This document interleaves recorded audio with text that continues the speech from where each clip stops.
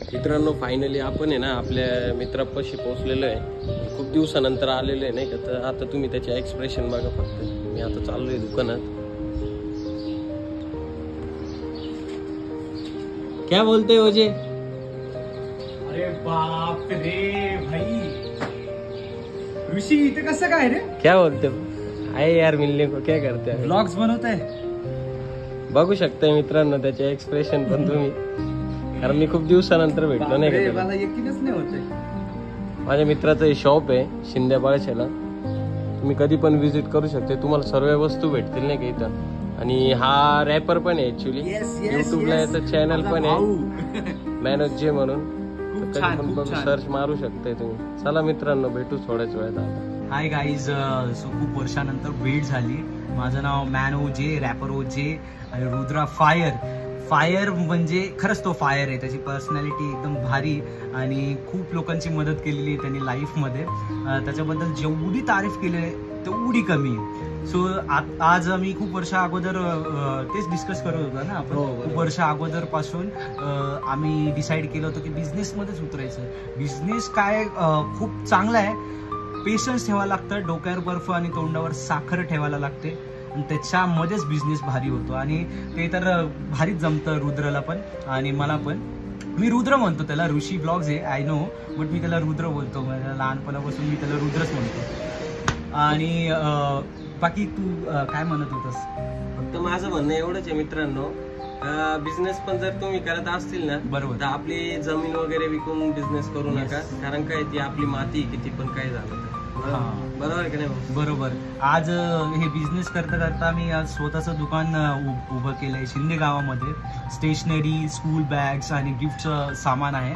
भरपूर काही गोष्ट आहे. कधी व्हिजिट करा, नाही तर तुम्हाला ऑनलाईन सुद्धा मागवायचं असेल तर मी डिलिव्हरी फ्री करतो नाशिक रोड परिसरात.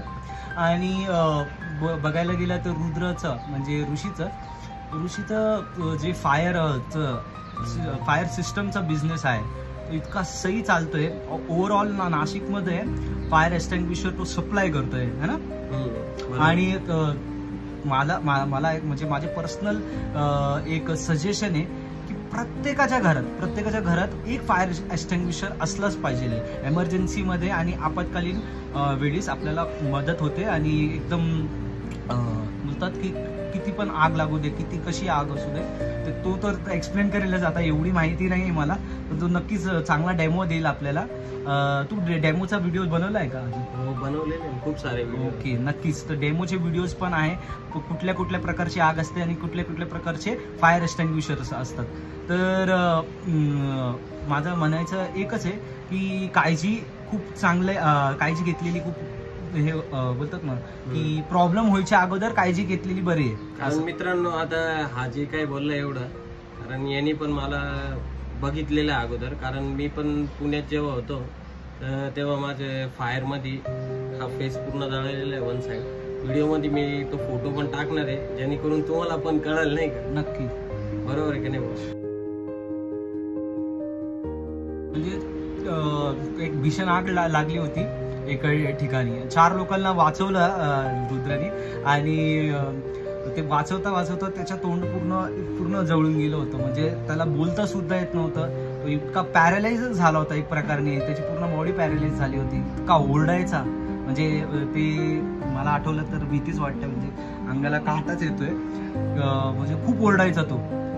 तर ते कसं की हे आग वगैरे कधी पण काही होऊ शकतं. तो फायर एक्सटिंग्विशर असले पाहिजे ना. तो फोटो तुम्ही जर बघितलं तर तुम्हाला कळणार सुद्धा नाही. आज त्याचा फेस एकदम प्रॉपर दिसतोय.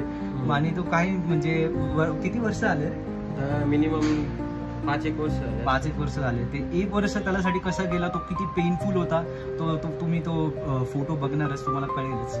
ओके, अजून काहीच नाही. चला मित्रांनो भेटू नेक्स्ट ब्लॉग मध्ये. आणि काहीतरी आपल्याकडे नवीन मला पण फॉलो करा, याला पण फॉलो करा आणि मराठी माणसाला पुढे करा.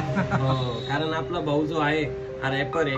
त्याचं युट्यूबला पण चॅनल आहे आणि आपलं पण युट्यूबला चॅनल आहे नाही का, रुद्रा फायर सर्व्हिसेस म्हणून. आणि भाऊच्या चॅनलचं पण नाव आहे मॅनोज जे ऑफिशियल. येस. आणि मराठी म्युझिकला पण सपोर्ट करा, रॅपर्सला सपोर्ट करा guys. So you got care.